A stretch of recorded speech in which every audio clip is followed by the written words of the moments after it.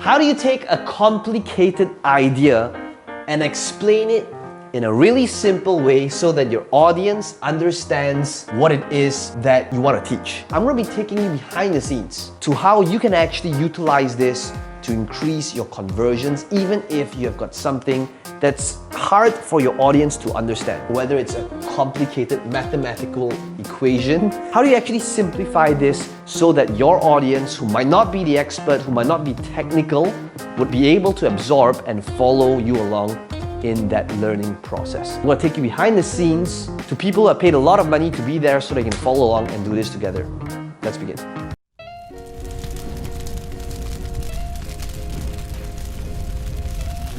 Maxim, let's begin with the standard question of who do you serve and what is the result you help your audience generate? So we serve people in a specific region, so it's not only Russian people because we're kind of targeting only this area. People who are struggling to find time in their life to do things, the things that they want to be doing, and we help them to transform their life so that they can be more productive and more effective with their time. So is that just for solopreneurs? Is it for employees? Is it for business owners? Or is it just more towards anyone who wants to be more productive? At this stage, anyone. We are thinking of focusing on entrepreneurs, but the ad campaigns that we run was anyone. And if somebody was to do a search on Google or YouTube, what type of keyword would they be typing in that would be an ideal client for you? This is a question like all of you to ask yourself.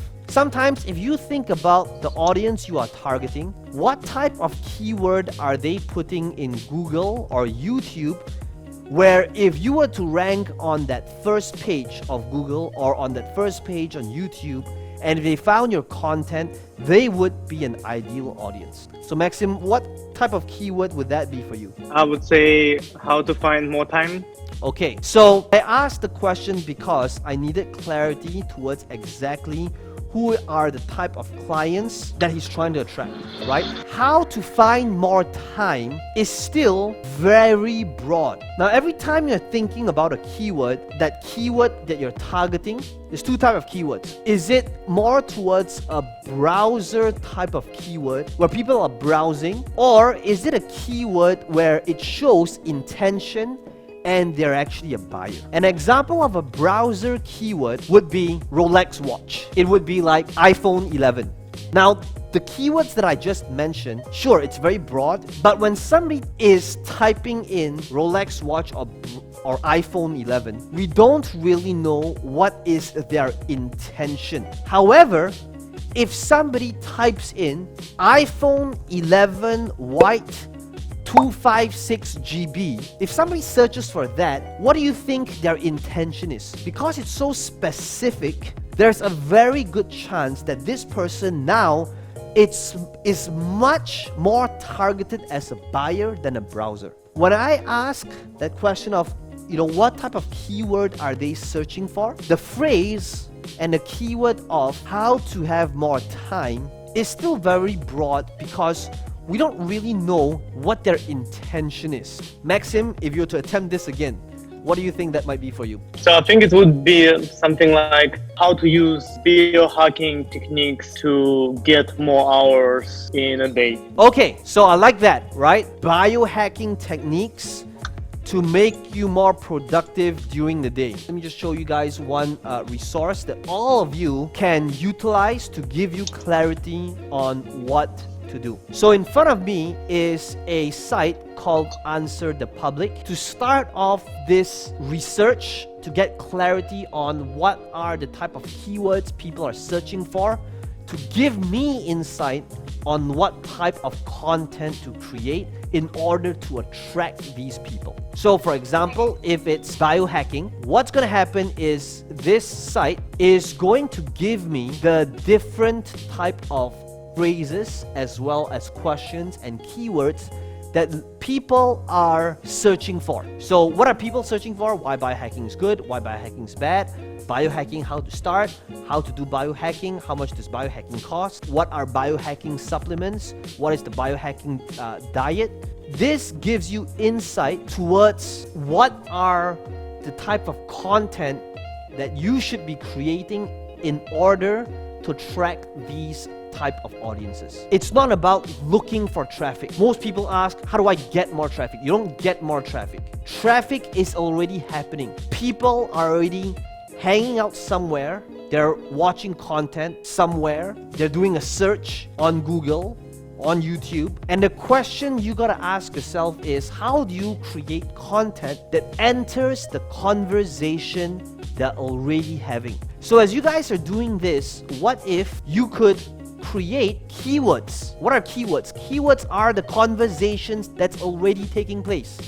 So, you talked about biohacking. So what do you think is required to help you move forward? So our struggle is we're actually getting quite a lot of leads from running the ads, but we were not able to have any people show up on the webinar. We have like at one point 150 registrants and only 3 show up. So you feel that the issue is with the show up rate because 100 people registered but 3 people showed up.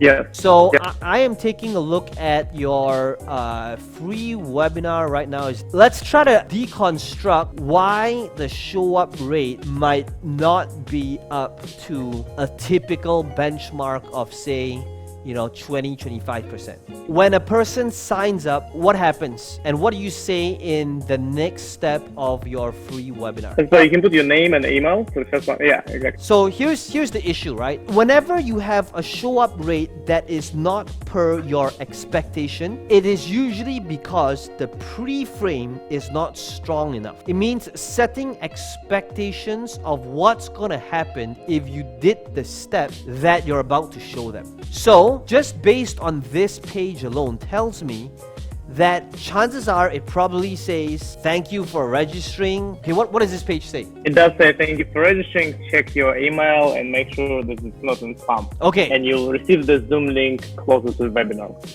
Okay, good. Okay. So as per expected, this is a very generic thank you page. And while there's nothing wrong with that, that is exactly why your show up rate is low. Your show up rate is low because there's no benefit and there's no result associated to actually showing up. There's no recap to what it is that they're going to discover. And because of this zero expectation that is set beforehand and there's no pre-frame, that is the main cause of your low show up rate. Every single time we want our audience to do something, we always have to associate every call to action with a benefit. Now, what does this mean? It's kind of like having an energy drink, having a spike in caffeine without the crash after. Because that's what people want. It's kind of like having that energy drink, or kind of like having coffee, or kind of like having that Red Bull. But the difference is you don't get that crash after and your energy levels is sustained throughout. So when you say that, that is when a person gets it. That's when a person's like, oh, okay, I get it now. I'm trying to think of a few good examples I've heard marketers use. Okay, one of them is in the keto diet. Okay, I know of a few of you that's in the keto diet. And the one that's commonly used in the keto diet, it's called it's kind of like bridges. To explain the keto diet, now what happens if you had a fire and you threw paper on top of the fire? The fire is gonna blow up for like a second and become really big and then it dies out. That's kind of like eating carbs. When you eat carbs, you'll feel an energy level spike and then it falls. But you know what is the one that truly gives you sustained energy throughout? That's fat. And fat is kind of like burning coal. When you burn coal, it might take a while to ignite, but once you get into what I call, or what they call, the ketosis mode, that's when you actually get sustained high level energy throughout. Okay, so now, notice what I utilized. It's like I utilized it's kind of like to illustrate this very complicated process of the ketosis process. Now, what would normal average marketers do? Normal average marketers would get technical about it. They'll say things like, you want to be in this ketosis phase where if it's under 1.0 in the scale, that means that's when it's really effective. And people are like, what does that even mean? And that's when the audiences are lost because you just lost them with your technobabble. So one thing that we are all responsible for as marketers is to be able to simplify complicated terminology into things and stories and create these bridges that allows our audience to go, I get it. Okay, so think about what is it's kinda like bridge that you can use in your marketing and in your messaging that allows your audience to go, wow, that's what I want. It's literally practice.